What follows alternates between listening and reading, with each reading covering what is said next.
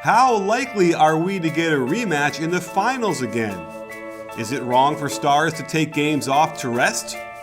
Has Houston put itself in title contention? The only question left is, say it with me, you win?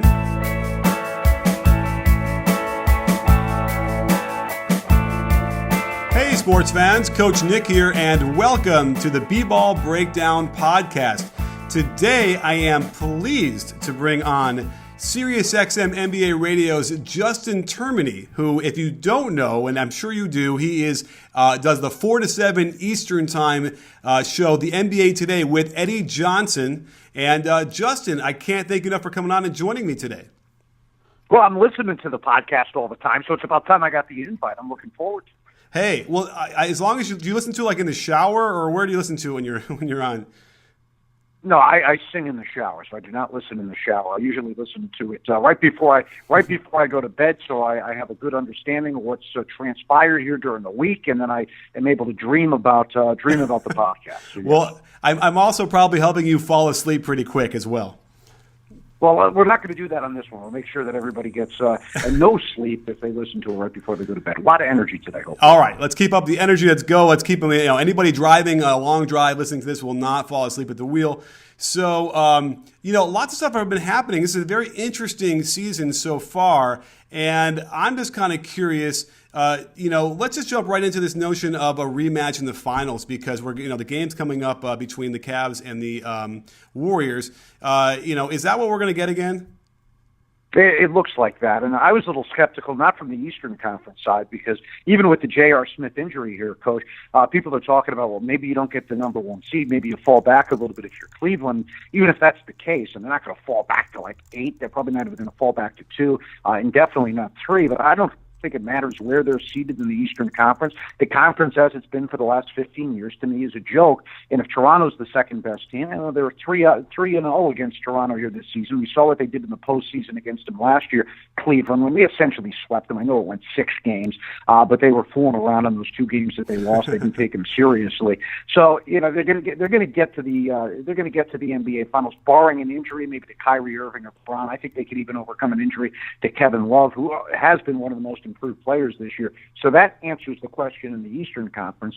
Out West, I was skeptical on the Warriors at the outset of the season just because of the defense and the depth.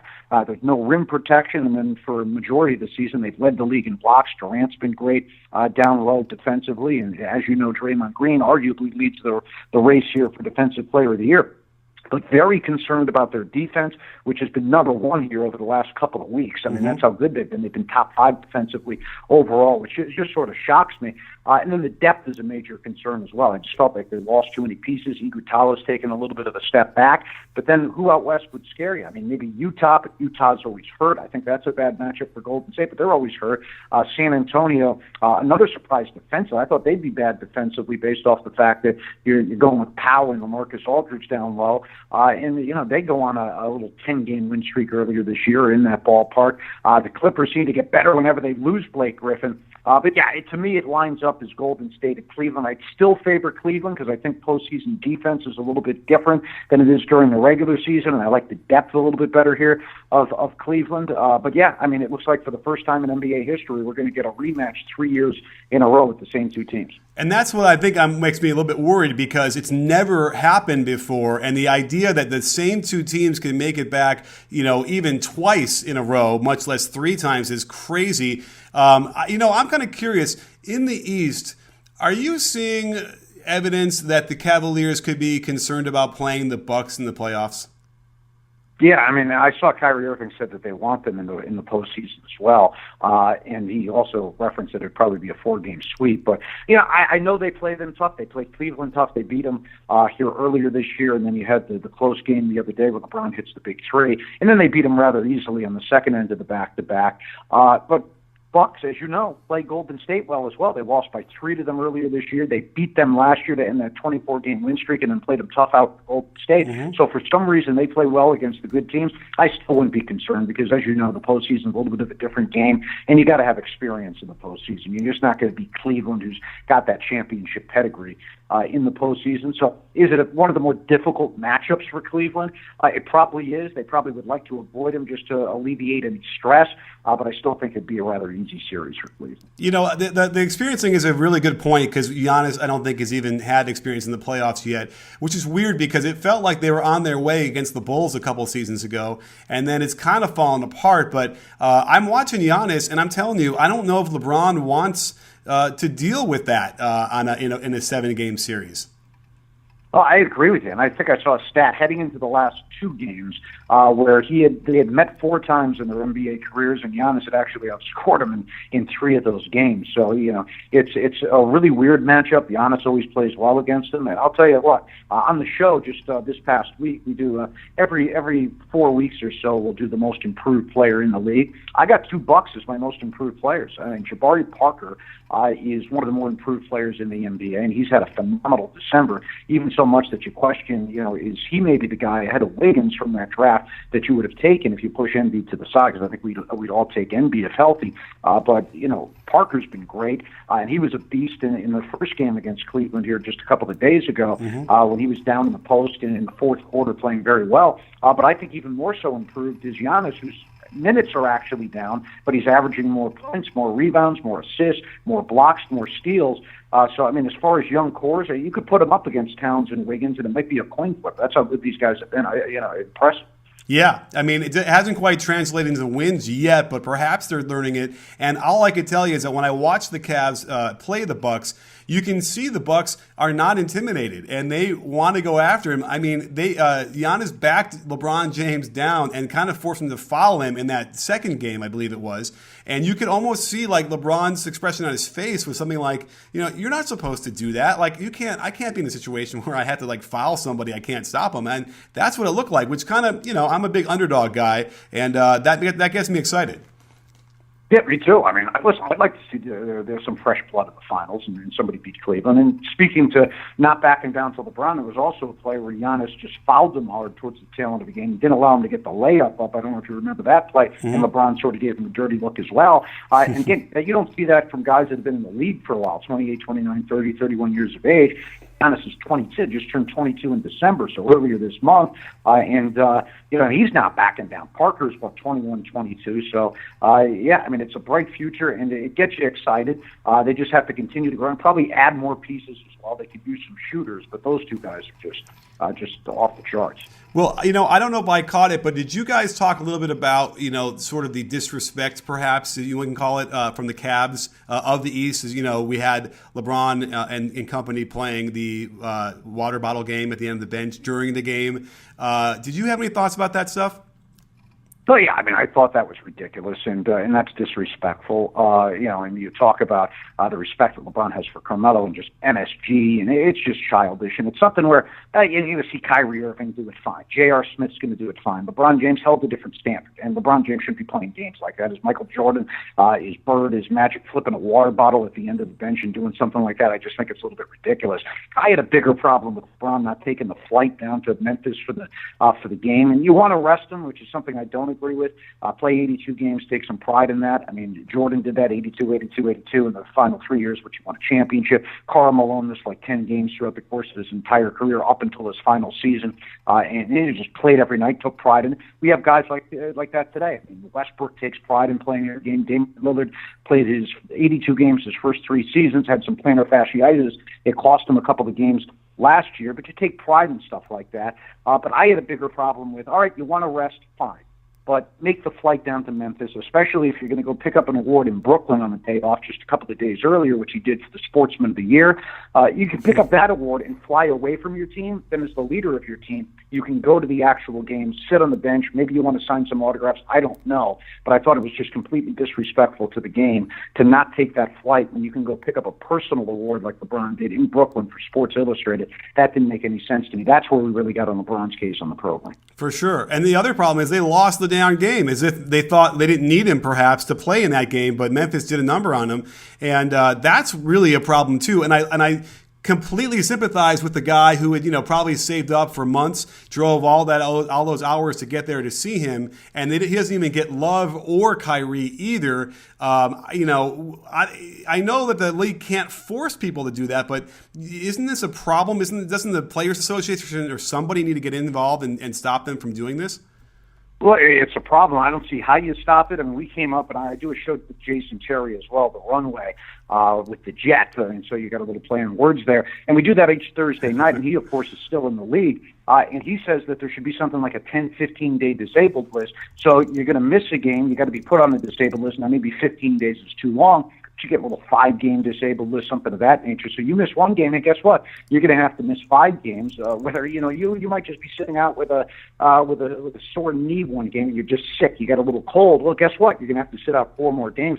Maybe that's how you legislate it, but I don't even think that there should be legislation. It should just be a pride thing. I mean, I show up at work every single day. You do. I'm sure you do, and people across the country do. We have a lot of truck drivers that listen to us. Sirius XM radio. That's a job where they show up day in and day out. They take pride that they're there. So you'd think that the players would do it, especially a guy like LeBron James. That's how I think it should be. I mean, they owe it to the sport. There's a reason LeBron's making millions and millions and millions of dollars. It's because people pay to see him play, and then you're not growing the game that way. You're, in fact, hurting the game. So shame on LeBron, in my estimation. I don't like it at all. Wow. Well, now we have our quote now that I can now tweet out with the link to this pod. Shame on LeBron. Well, by the way, have you taken a peek at how many minutes per game he's been playing this year? Oh, yeah, and I see it's up, especially in December. He's almost at 40 minutes per game. And I also saw somebody comparing that to Wilt Chamberlain, saying he's the only one, I think, 14 years into his career that's played more minutes per game. Well, Wilt played all 82 games, so there's a little bit of a difference there. LeBron's taken a couple of rests. And, again, I understand the philosophy behind it if you're Ty Lue and trying to give him some rest. And I don't blame Ty Lue. I blame LeBron. LeBron's the guy. LeBron has control of that organization, so if he really wants to play, which he should, just out of a pride aspect, then he can be on the floor. You think Ty Lue's telling LeBron you're not playing? The organization's telling LeBron you can't play. I mean, he didn't listen to David Blatt. He didn't listen to Eric Spoelstra. He had trouble listening to Pat Riley. That's why he left Miami, in my estimation. So he makes the decisions. I don't want to hear, well, this is a Ty Lue decision. But I do understand that the minutes are very high, especially in December, and they might even get higher now that J.R. Smith is out if they want to hold on to the number 1 seed. You're just burning it down today, Justin. My goodness. But I agree. I think that the problem here is that if you can't play him 40 minutes a game, then of course that's going to make an argument for him to say, well, I got to take a whole game off. He should be playing 30 minutes a game, 31, and then maybe the rest would be a 22-minute game, right? Like, doesn't that sound more reasonable? Agree. Well, yeah, absolutely. And here's the thing that I find hypocritical with it, and this took place last year when he was dealing with the bad back, if you recall. He's got the bad back, apparently, when he was lying on the sidelines, bird-esque, towards the end of his career. And then they're playing a game in Memphis on the second end of a back-to-back, okay? Yeah. They're up by 30 points in the fourth quarter. LeBron's got 8 points. He wants to continue his consecutive streak of double-digit points, so he's staying in the game. So don't tell me that you need the rest and the back hurts, and then you're out there chasing an individual mark to prolong a streak that ultimately has nothing to do with winning. So, I think that in regards to the rest, if you play in fewer minutes per game, and again, it doesn't matter whether they're the 1 seed or the 8th seed. They're getting out of the Eastern Conference. Yeah, fair enough. Well, let's move over to the Western Conference. Did you get a chance to see that game last night between the Clippers and the Spurs? Yeah, the Clippers and the Spurs. And again, I mean, I'm sure you know the number. I think it's something like now, after the last 2 games where they've won, I think they're like 45 and 21 since Blake has been out the last 2 years. So, I mean, it's a little bit perplexing. It's at this point, I'm not even shocked, right? We've seen so many games without Blake where they play very well. And the funny thing is the idea is that there's more space. But if you look at the guys they're putting in there, I mean, Spates, I guess, gives them some more spacing. If I were guarding Paul Pierce, who was in there to start, I wouldn't be giving him I wouldn't be clinging to him at all. So I don't know. I wonder if it's related to the space on offense or maybe it's something defensively. Do you have any thoughts on that? Yeah, I mean, and defensively they started off so good that you thought they might be the best defensive team in the NBA. They've since taken a little step back when they were 6-6 during that stretch. Offensively, I think it may just have to do with both guys at times wanting to initiate the offense, and you're probably just better off with Chris Paul being able to initiate the offense. And not that Blake is a ball stopper in the Carmelo sense, but it moves a little bit better certainly when he's out of the lineup. And you bring up Paul Pierce. If you're guarding Paul Pierce, you shouldn't be guarding Paul Pierce. Guarding somebody else, double team. I mean, I don't think at this point in this career you even need to guard Pierce. But as far as the bench, I think Doc did do a little bit better a job with the bench this year, so that also helps when you lose Chris Paul. And it's weird, Coach. I don't know if you noticed this, but even a couple of years ago, you remember when Paul missed significant time, they were also better off almost without him in the lineup than just Griffin. That's when he made the case for MVP, and he finished third in the MVP voting that year, I believe. Yeah, you're right. It's conundrum. It's really strange because, we've seen lots of evidence of Blake Griffin really helping them as well. So I don't know. I mean, it's weird. I guess maybe it's all DeAndre Jordan. Is it his presence that's really causing all the trouble for other teams? Yeah, I mean, they were great a couple of years ago, and I guess it was just last year, Deion was great. I mean, that's why it was first team All NBA. But I mean, listen, DeAndre's been. I don't think he was first team All NBA last year. I don't think he's the best center of the game. It helps because he's got Chris Paul, like Hassan Whiteside pointed out a couple of days ago. It certainly helps that you have Chris Paul. He's dealing with Dragic, who is good, but he's certainly not Chris Paul. But I mean, Jordan's been great as well. I mean, listen, I think the guy that needs to be the leading scorer, the second leading scorer, though, is J.J. Redick, who always flies under the radar. He's got to be one of the more underrated players in the league, I would say, over the last couple of years, because you could also make the statement, while everybody's talking about Clay and Curry, and I think that's the best backcourt, and CJ and Damian, and Lowry and DeRozan, that this one sort of goes under the radar a little bit, but I think you make the argument that the second and the third best backcourt in the NBA, Chris Paul and J.J. Redick. Yes, you always forget about him. He nailed some clutch threes and some really tough threes last night. And then that begs the question, we talked about this last night in our post-game show, about Pop and his lineups and who he's playing and who he's not playing, and whether it's stubborn or if he's just kind of doing a Pop game of a national TNT game where he's not going to reveal anything about the game plan going forward into the playoffs. But I'm concerned. I feel like, if Doc is going to be stubborn and really stick with Pau Gasol as long as he has and Tony Parker, that they're going to be held back. Yeah, I think that's one of the worst backcourts in the NBA, to be honest with you. Tony Parker and Danny Green. And Green, I guess, has been better than he was last year because he was horrible last year. And Patty Mills has hit some big shots for him this year, and you almost think he's a little bit more dangerous than Tony Parker. And then as far as the lineup last night, that was confusing. I understand that they have another game the following night against Portland, but Pau Gasol's playing 32 minutes. LaMarcus Aldridge is playing 23. Why is Aldridge just playing 23 minutes? And I guess that begs the question again, is how expendable is he? Because you heard all the rumors with Jackie McMullen at the beginning of the year. Zach Lowe brought it up in a piece and intimated that maybe he could be dealt. I can't imagine that LaMarcus Aldridge is too thrilled there. And that was weird to just play him 23 minutes against the Clippers. And he also felt like he threw in the towel early because now we realize after the fact that Pau and Parker are going to rest tonight. They're not going to play at all. So that's probably why they got those extra minutes in the second half. But at that point, that means to me that he's like, forget it. We didn't come out well enough to win this game in the first half, so I don't think it's going to happen in the second. It's just weird, and he's not giving guys like Bertans run, who looks to be good. DeJounte Murray looked really good a little bit, in a few minutes. He could probably, I'd like to see him over Danny Green a little bit. Yeah, and why you would do that in a game against the Clippers, because I think it's really important now. Do they have a nice little lead on Los Angeles for that second spot? Absolutely. But it's not that significant. What is it, like 2 games, 2.5 games? And that's an important matchup because you want home court advantage with that 2-3 seed. Because I think, to be honest with you, it's impossible to get out of the West if you're the 4th seed. And I said this the other day with L.A. If L.A. is to struggle here without Blake, and they're off to a nice start, 2-0, but if they were to struggle here and then fall back into that 4th spot and get locked up, let's say, in the first round against Utah, do you think that 4 seed, whether it's Houston or whether it's the Clippers, let's say it's the Clippers, because everybody at the beginning of the year said they had an opportunity to win the championship or at least get there. Mm-hmm. Can they win a championship if they have to go through Utah in the first round? Then they have to go through San Antonio in the second round, or it would be Golden State. So they'd have to go Golden State in the 4-1 matchup, then San Antonio, then they would have to go through Cleveland. I mean, that'd be the hardest road to ever win a championship, in my estimation. So you've got to stay out of that four hole.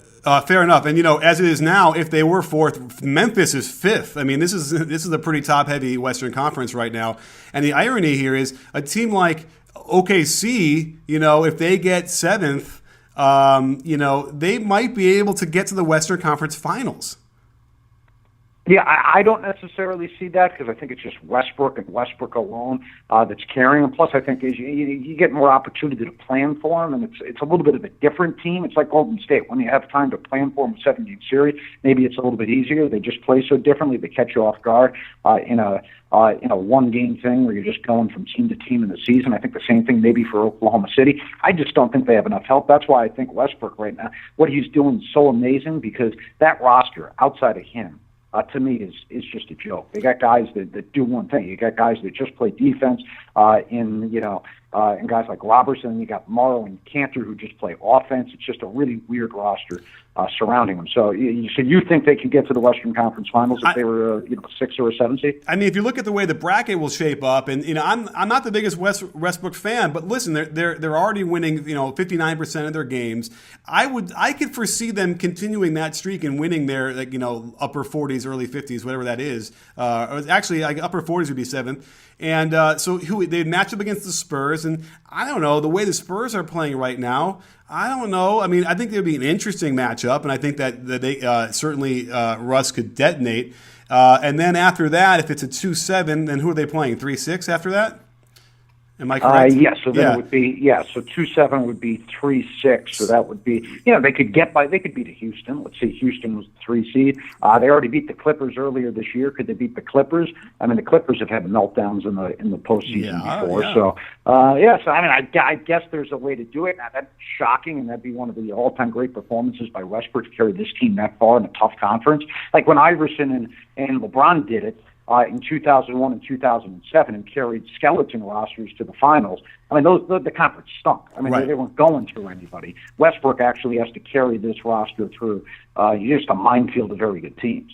That is true. It's true, but there seems to be some version of the Matrix there that might actually play out, and more reasons to really look at that. And I think that we're going to see some jockeying. Obviously, the Warriors are going to be number one, barring any catastrophe. But I bet you we're going to see some interesting strategic jockeying for positions, maybe for lower positions, maybe in that upper top of the Western Conference, just to figure out to make that matchup better for these teams. Houston, though, are you all in on Houston? I am. I was all out on Houston last year. I thought they were one of the more embarrassing and humiliating teams in the history of the league. What they did with getting McHale fired, I thought was an absolute joke. The way that Morey went around building that team, I'm a guy that mixes the analytics with the old school intangibles type of thing, which I think everybody should do, and most GMs will tell you that. To put Josh Smith and Ty Lawson and Michael Beasley and James Harden and Dwight Howard on the floor together and expect to have any type of decent results, I thought that was just foolish thinking, and I was really hard on Morey last year. I think you can make the argument right now that they've got 4 award winners. Harden is the front runner for MVP in my estimation, even though he's got slightly worse numbers than Westbrook. You have that team winning right now, so you have to give it to him because I think that's an important part of the MVP. D'Antoni has come in, and you make an easy case for him as the coach of the year, as everybody has bought in, unlike Carmelo in New York and Kobe in Los Angeles. They bought into the system. He's fixed chemistry problems, which they had last year. So I love the job that he's doing. The defense is top 15, which is something we did not expect. So D'Antoni, coach of the year candidate. You've got Eric Gordon, who's averaging over 17 points per game. He's revitalized his career, having the best season of his career at this point. I think you make the case he's the 6th man of the year. And Daryl Morey, by bringing in Gordon, by bringing in Ryan Anderson, surrounding Harden with shooters, and also just bringing in D'Antoni and having confidence in a guy that I thought was a bad hire because he didn't have the discipline to maybe get in the grill of James Harden and get the effort out of him with a team that needed discipline. And I didn't think defensively he was going to be able to fix this team, and that would be a problem. But Morey made a great hire in D'Antoni. So I think you got 4 guys that potentially could win awards. I'm all in on Houston right now. Yeah, and it's exciting too, and it's fun, and obviously the cloud has been lifted. Because I don't think I've ever heard of a coach taking over a team after the original coach is fired, and then taking himself out of the running to be the full-time head coach at the end of the year, like JB Bickerstaff did. That's got to be unheard of. Yeah, I bet it was because of the attitudes around there as well. I listed off the guys that were on that team last year. It's like babysitting a bunch of malcontents. So just getting them out of there. And again, you talk to people around the league, and I've talked to very close now, close with a couple of guys that have been teammates with Dwight Howard. He doesn't give it every night. Eddie Johnson, I'm hosting a show with him, and I'm hosting a show with Rick Mahorn.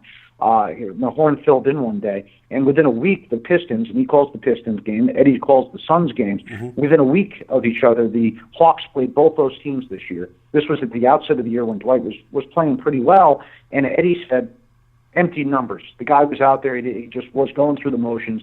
He wasn't putting in the effort. Rick Mahorn, 2 days later, unprompted, just said, hey, you know what? I watched Dwight play the other day. He's just mailing it in. He wasn't putting in the effort. Then I talked to former teammates of him and said it was an issue last year with Dwight's effort level. So, the fact that he's not there, I think, has lifted a cloud from him as well. Wow. Well, that's really interesting, too. And I wonder if that's going to ultimately help the Lakers' prospects for signing people, because it felt to me that when he left, it kind of poked a hole in the notion that the Lakers were the destination that people wanted to go and free agents wanted to sign after that whole fiasco. And maybe it's possible they're looking at this and being like, you know what, that was just a Dwight thing and doesn't have to reflect necessarily negatively on the Lakers. Yeah, just from talking to people around the league, and again, maybe I'm talking to the wrong people, but just from talking to teammates that played with him, and I've talked to a couple of them, he doesn't seem to be the most popular guy in the league. Really polarizing. And listen, he created a problem in Orlando. He created a problem in LA. Houston. Think about the two teams. Orlando, fine, whatever. But think about the two teams that have underachieved in maybe the last 5 years the most. It's that super team he was on the cover with Nash, and I understand there were other circumstances there, but he was on that cover with Nash and with Kobe. Nash got hurt early in the year, but that was one of the more disciplined. People thought they'd win a championship. I think they were the 7th seed. It took them to the final week of the season to sneak into the playoffs. Then Houston last year, coming off the Western Conference Finals trip, people thought that team was going to compete maybe for an opportunity to go to the NBA Finals. And that team disappointed and barely made the postseason until the final week. So I think that tells you something about Dwight Howard. It does. And you know what? The Hawks were on their way, and he looked good. And now, they've really gone through a bad spell here, kind of writing it. But it's really too bad. They had something a couple of years ago when they were number one in the conference, had 4 All-Stars. There was something there. And it's I wonder if anyone, when they look back on it, is going to be able to pinpoint what exactly happened that it kind of just didn't sustain. Yeah, and that was the weirdest 60-win team, and I went through all statistically and just tried to come up with a conclusion. I looked back at all the 60-win teams in the history of the league, and that just based on so many different factors was the worst 60-win team in the history of the sport. But the bottom line is they still won 60 games, and I thought it was a downgrade from Horford to Howard in the offseason. Then you saw how fast Atlanta started. You said, well, maybe that's not the case. They finally have a shot blocker. They finally have a rebounder, which despite how good Horford is, they're not too necessarily big parts of his game. But yeah, he just moves the ball better. They're complete opposites. Horford's a team guy, knows how to pass, knows how to get guys involved. He's a positive influence. And Howard's just the complete opposite. Yeah, it's too bad. And then I guess we can wrap up on another big man just to talk briefly about is the Boogie Cousins mouthpiece gate, if that's a word. Yeah. Did you think that he spit it out on purpose? Yeah, I did, especially with the reverse angle, and I'm sure you've seen it by now. He spit it out on purpose. And even if he didn't spit it out on purpose, he doesn't have the benefit of the doubt with anybody around the league. And I'm a Boogie Cousins fan. I'm an emotional guy. He's an emotional guy, so I can appreciate that about him. Does he take it too far on too many different occasions? Yes. Does he need to grow up? Yes. Is it his fault? Yes. It's partly the organization's fault. We ran through, Eddie and myself on the show, just a couple of days ago. We ran through the different lottery picks that they've made since he's been drafted there. It's been 6 inside the top 10. And there's just not one guy that can significantly be called success. I think guys like Stauskas and Ben McLemore, Papagiannis this year is not playing really Cauley Stein. I mean, they just haven't made any good draft picks. He's got 6 different head coaches in 7 years. It makes it too difficult to, to just form any type of consistency. So the organization is the worst possible fit for him. But Cousins has to grow up. Charles Barkley called in when we were talking about this unprompted into the show because he heard what we were talking about. And he doesn't have a good relationship with Cousins. He tore him apart and said that he wouldn't trade for him if he was another organization. If I was another organization, I would trade for him in a heartbeat. Maybe there's certain places that aren't good fits, but Boston's a place that's linked to him. Boston immediately, even though Zach Lowe said that Brad Stevens wouldn't want to coach, Brad Stevens can go back to Buck if he doesn't want to coach DeMarcus Cousins, because that's the star they're looking for. He's one of the top 10 players in the NBA. I think right now he's top 5 in player efficiency rating. He's top 5 in scoring. I think if he has a solid organization like Boston with Stevens and with Ainge and structure and maybe a guy who respects now and Isaiah Thomas, even though they didn't get along the first time around, he would cool it a little bit and fit into the team structure a little bit more, and it would certainly make him a threat to Cleveland, a place like Toronto. Now, I don't know if Toronto has the assets to give up like Boston, but you put him there with DeRozan and Lowry, they're an immediate threat to Cleveland. So I disagree with Barkley. I would trade for him immediately. As far as that specific incident with the mouthpiece, I think he spit it out on purpose. I don't think he gets the benefit of the doubt, but that doesn't change the fact that he's a franchise-altering type of player. If you get him out of Sacramento and get him some, get him a supporting cast. So the difference you see between Dwight, for instance, how you characterize that, is that Boogie is just in a much better part of his career, and that he's so much more productive that could work. Is that the idea? Oh, no, I think they're two different complete personalities. I mean, Dwight seems like, to me, again, is a guy that just doesn't necessarily care about the results, and Cousins is a guy that just is overly emotional. Like Dwight, I would like to see more emotion, right? I mean, he's a guy that's laughing all the time, whereas Cousins is out there playing with a scowl on his face and so ticked off all the time. And I talk to coaches all the time. I hosted with Dunleavy for a while, Sam Mitchell, Lionel Hollins, who we also just had on the show a couple of days ago, and he's a real old school guy. But those guys would always tell me that they would look at a guy like Cousins and love to coach him, much like Dunleavy did with Rasheed Wallace, because that's a guy you have to settle down a little bit. He may care too much, and you got to kind of try and calm him down. It's completely opposite when you take a guy like, maybe an Eddie Curry, maybe Dwight, if you want to say he fits into that, and tell him that he's got to care a little bit more. And I'm not saying Dwight doesn't care. I think that's more like an Eddie Curry, Tim Thomas type of thing. But they would always rather try and calm a guy down, take the chip off his shoulder a little bit, than try and put a chip there when the guy really doesn't care. So, I mean, I think Cousins is a guy that gets the right coach, and he's dangerous. All right, so you would think that it's more in the line of like a Rodman going to the Bulls and then just becoming a real productive part of a great team. Exactly. Rasheed Wallace going to the Pistons, same thing. Yeah, I don't know. I'm not sold on that. I've seen him up close and personal in practice a little bit, and it's interesting. And the worst part about what happened with the mouthpiece was that it was after a really positive play. And that's when he should be happy. After like 51 points, 52 points at that point. So, yes, positive game, an entire positive game. And I understand Rasheed Wallace completely different. Rasheed Wallace's teammates loved him, and that's not the case with Cousins, so it's completely different. Heck, I went out to Sacramento earlier this year for our training camp tour, and I started to ask Cousins a question, and it was a little bit too long for his liking. So he goes, "What the hell's the question?" Whoa! So he says that to me. Then he starts to answer it, and I shot back. I go, "What the hell's the answer?"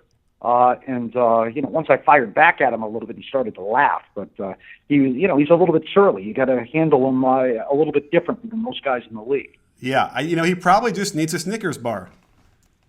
That might be the case. Yeah. Well, Justin, I can't thank you enough. I'm not even sure. Do you ever get to sleep with how much they're working you over there? Oh yeah, in fact, they gave me a couple of days off here for Christmas, so I get a couple of days off. But the reason I'm doing the show today on a day off, is the fact that I need to talk basketball. I need a daily fix, so you gave that to that. Wow, I appreciate that. I didn't realize, I was looking at the schedule. I saw that you weren't on, but I figured, what does a guy have to do besides talk basketball all day? Nothing, absolutely nothing. My social life is devoid of any fun, so it's all basketball. All right, well, enjoy the games on Christmas Day. I know I will be out there thinking about what we talked about, and we'll see what happens. So, again, much thanks for coming on the show, and don't forget, sports fans, at B-Ball Breakdown, we're not a channel, we're a conversation. You in? Are you in, Justin? Oh, I'm in, Coach.